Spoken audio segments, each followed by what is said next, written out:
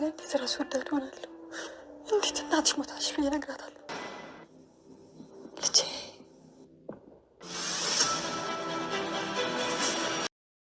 ወይዘሮ ገነት ግን ይህንን ነገር በግልጽ እንዴት እናገራለሁ ብለው ከአንደበታቸው እየደረሰ ይመለሳሉ።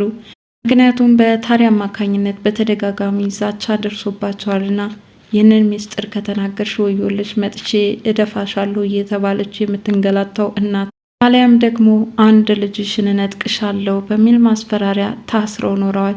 ዛሬ ላይ ታዲያ ከወዲያ ወዲህ እያደረጉ አሳዳጊ እናቷን ከብሌን ጋር በማጣላት አሁን ዓይንሽን ላፈር በማለት ቤተ ክርስቲያን እስከ ማደር ደረጃ ደርሳለች። ብሌኗ ታሬ ገና ስልክ ደውሎ እናትሽ በሕይወት አለች፣ አሳዳጊ እናትሽ ግን በጣም ክፉ ነች፣ በሕይወት እያለች ሙታለች ብላ አረዳችሽ በማለት ለብሌን ሲነግራት ብሌን እውነትማ እያለች በማለት አሳዳጊ እናቷን ወይዘሮ ገነትን ጠየቀቻት። አዎ ልጄ ዋሽችሻለሁ፣ በጣም ይቅርታ እና ለምን ዋሸሽኝ? እናቴ በሕይወት እያለች ለምን ሞተች አልሽኝ? እንዴትስ ጨከንሽ? በማለትም ብሌን ወይዘሮ ገነትን ጠየቀቻት። ወይዘሮ ገነት ለዚህ ምላሽ አልነበራትም ከእንባዎቿ በስተቀር። ሆኖም ብሌን ተንበርክካ እስካሁን ላጠፋሁትና ለበደልኩሽ ነገር ይቅርታ፣ ከዚህ በኋላ የኔን አታዩ፣ እንግዲህ እኔና ያንቺ ነገር አብቅቶልናል፣ እኔም እናቴን በየትም ብዬ ፈልጋታለሁ በማለት ወደ ቤተ ክርስቲያን ወጣች። እዛም ቁጭ ብላ ስቅስቅ ብላ አለቀሰች። ዳግም ከወይዘሮ ሰላም ቤት ሆኖ ከእንግዲህ በኋላ ግቢውን ለቀህ ትወጣለህ ተብሎ ማስፈራሪያ ደርሶበታል። እዛው እንደሆነ ለብሌን ስልክ ሲደውልላት ቤተ ክርስቲያን እንደሆነች ነገረችው። ከወይዘሮ ገነት ጋር ተጣልታ ከዛ በኋላ ወደዛ ቤት መመለስ እንደማትችል ስትገልጽለት በጣም ማዘነ። ታዲያ ወዲያውኑም ስልኩን ተቀብላ ሰላም ብሌንን አናገረቻት። አሁኑኑ ወደ ቤት ተመለሽ በማለት ማለደቻት።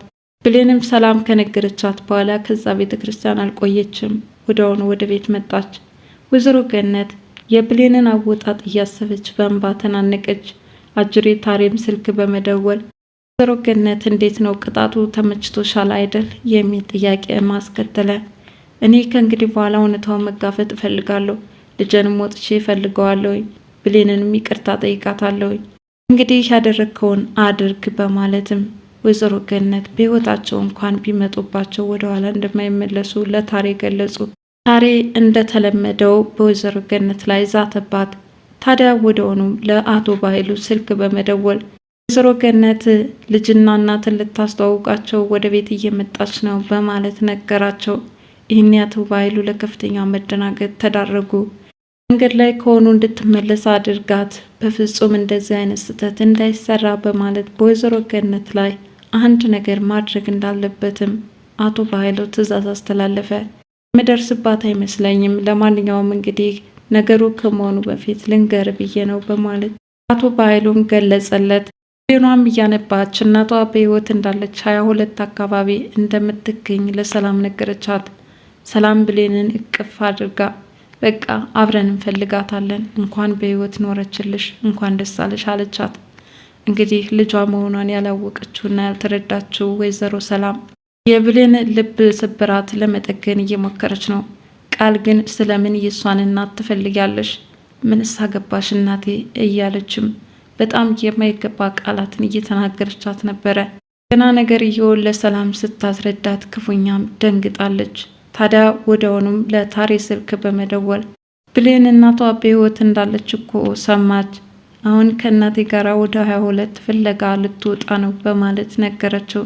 ይህኔ ታሬ ፍጹም ሊሆን አይችልም እያለም ቃል ላይ ጮኸባት። ብሌን ከአሳዳጊ እናቷ ጋር መጣላቷን ተከትሎ ሰላም ወስጄ አስታርቅሻለሁኝ፣ እሷ ብዙ ፈተና ታሳድጋሻለች እና መጣላት የለባቸውም በማለት በተፈጠረው ነገር በጣም አዘኑ። ሆኖም ወደዛ ቤት አትሄጂም፣ ምክንያቱም ወጥቻትና አዝኜባት ነው የወጣሁት በማለትም ነገረቻት። ቃልም በክፋቷ ቀጥላበታለች። መርዝ አስቀምጣ ወይዘሮ ሰላምን መርዛ ለመግደል ያሰበችም ትመስላለች።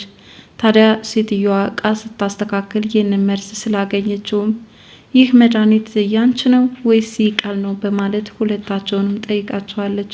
ብሌን ቃልን ላለማስጠቆር ከብዙ ዝምታ በኋላ የእሷ እንደሆነና በሐኪም ቤት እንደታዘዘላት ከጊዜ በኋላ ይህንን መድኃኒት እየጠላችው እንደመጣችና መውሰድ እንደማትፈልግ ተናገረች። ወይዘሮ ሰላም እንግዳውስ የማትፈልጊ ከሆነ በጣም ጠረኑ መጥፎ ስለሆነ መጣል ይኖርበታል አለች።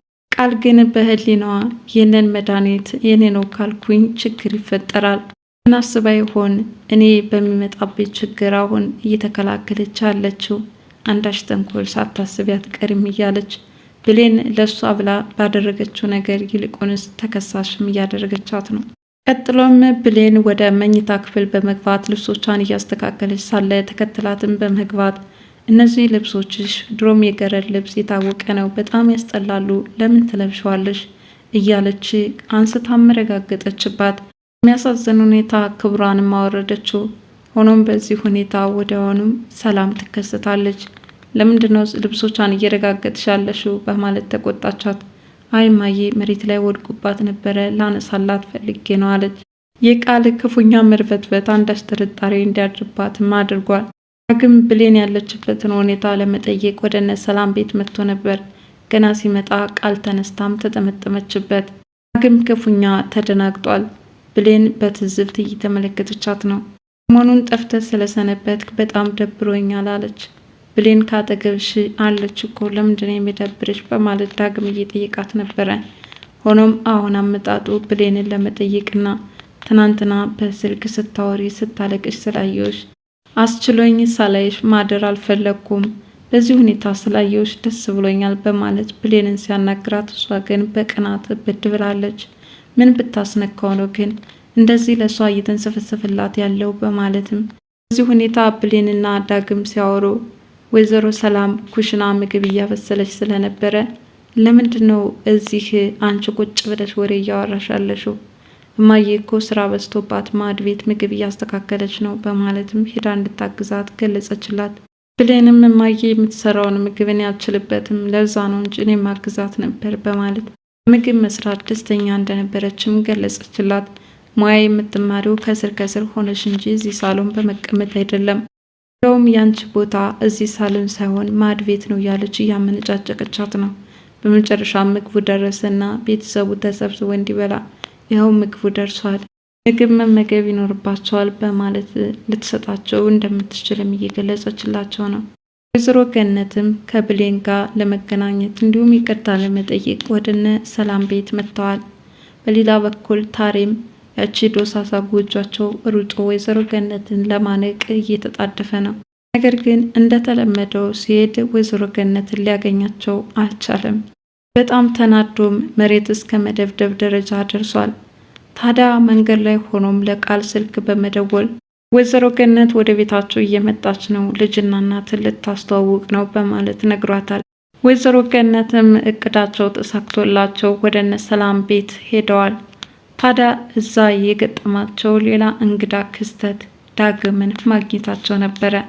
በር ላይ ቆመው ብዙ ሲያሰላስሉ ከቆዩ በኋላ ልጃቸውን በደንብ አውቀውታል። ከ18 ዓመት በኋላ ያልጠፋባቸው ዳግም ልጅ ሲሉት ለመጠጋት የጓጉም ይመስላሉ። እንግዲህ እነ አቶ በኃይሉም ሆነ ታሬ የጠበቁት ሌላ ነገር ቢኖር ብሌን የሰላም ልጅ እንደሆነች ወይዘሮ ገነት ታጋልጣለች በሚል ፍርሃት ውስጥ ተሸበሩ። ሆኖም ግን ወይዘሮ ገነት ትኩረታቸውን ሙሉ በሙሉ ልጃቸው ላይ አድርገዋል። በመጨረሻም እናትና ልጅ በዚህ መደናገጥ እየተያዩ ቃል ግን ስታስታውስ የነበረው ታሬ ነገራትን ነው። በመጨረሻም እውነት ማሸነፉ አይቀርም። አሁን የቀረው ሀቅ ቢኖር የሰላምና የብሌን ጉዳይ ነው። እነሱም የጊዜ ጉዳይ እንጂ መተዋወቃቸው የማይቀር ነው። በእርግጥ አሁን በቃልም ሆነ በአቶ በኃይሉ ሴራ ብዙ ተደጋጋሚ ፈተናዎች የደረሰባት ብሌን ወይዘሮ ሰላም ግን በተቃራኒው ለዚህች ልጅ ያላቸው ቀረቤታና ፍቅር አሰጣጥም ከሰራተኛ በተለየ ነው። ራሳቸው እንደገለጹት ልጄ ነው የምትመስለኝ፣ በጣም ነው የምወድሽ በማለት እንደተናገሩት ሁሉ እንደ ቤተሰቡ ተንኮልና ክፋት ቢሆን ብሌን ወደዛ ቤት ባልሄደች ነበረ። የማይተዋወቀው ዓለም ውስጣቸው የተናበበው እናትና ልጅ በእውነትም እናትና ልጅ መሆናቸው በደንብ ተረጋግጦ የሚፈልጉትን ህይወት እንዲኖሩ መልካም ምኞቴ ነው። ለዛሬ አደራ ድራማ ክፍል 9 ይመስላል። በቀጣይ ቪዲዮ እስከምንገናኝ መልካም ጊዜ ይሁንላችሁ። ለቻናሌ አዲስ የሆናችሁ ላይክ፣ ሼር፣ ሰብስክራይብ በማድረግ ቤተሰብ እንድትሆኑ በትህትና እጠይቃለሁ። ባይ ባይ።